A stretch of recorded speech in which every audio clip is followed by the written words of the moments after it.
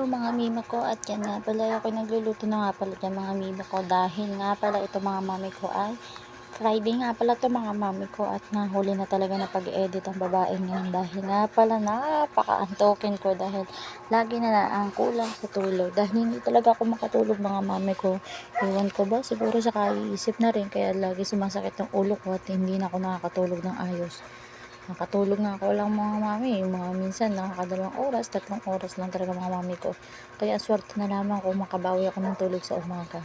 Ayan, pang madali ang luto lang to mga mami ko, dahil nga pala papasok ng aking asawa is 6 days nga pala ang pasok niya ngayon mga mami ko, dahil next week ay 5 days lang siya. Kaya ayan, for the luto na ang babae niya, dahil may pasok din yung dalawang anak ko, at yung panganay ko nga pala ay sasayaw ulit ng culture dance. Pero dahil may maliit ako, ay wala mag-aasikaso dito sa 3 taon ko, hindi na ako nakapunta ng school mga mami ko. Kaya yung teacher na lang niya ang nag-asikaso. Nakabihis naman na siya mga mami ko pag pinapasok ko siya. At ito nga pala, ni-slice ko na nga pala dyan mga mami ko yung meatloaf na babaunin ng mga bata at saka ng aking asawa. Pero ang ending, hindi nag-ulam ang aking asawa niyan. Ang inulam na lang niya mga mami ko ay itlog na lang. 3 itlog na lang yung binaon niya.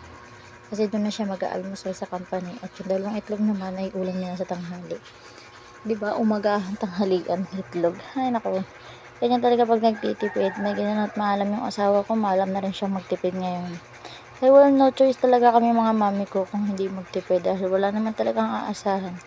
Kaya sa ngayon, tiis-tiis muna mga mami ko, dahil hindi man sa nga yun ngayon ang panahon sa atin, dadating din yung time na makakaluwag-luwag na tayo. At napansin ko talaga mga mami ko, oh my god, masyado na talaga malapad ang babaeng iyan. Walang magagawa mga mami ko, dahil first time ko maging full time mom. Kaya ayan, for the kain talaga ang babae niya. Lagi na lang ang gutom kasi hindi pwedeng hindi kakain. Alam niyo naman, pinapasuso akong chikiting. Ayaw ko naman mamayat ang aking baby, no? Wala naman kasi tayo ibibili ng gatas mga mami ko, kaya tiis-tiis lamang napasuso tayo. At ngayon nga pala, ipinatas ko na nga pala dyan mga mami ko itong mga hugasan.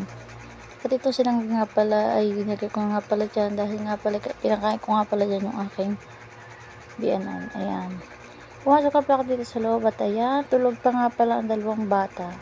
At pagbalik ko nga pala sa kusina, ito nga pa ang bandang tanghali na to mga mami ko, nakapasok na pala dyan yung mga asawa ko at saka yung dalawang anak ko. Yan po tanghalian na, at nagsaing ko ulit ako mga mami ko, dahil nga pala baka may hindi pa kumakain.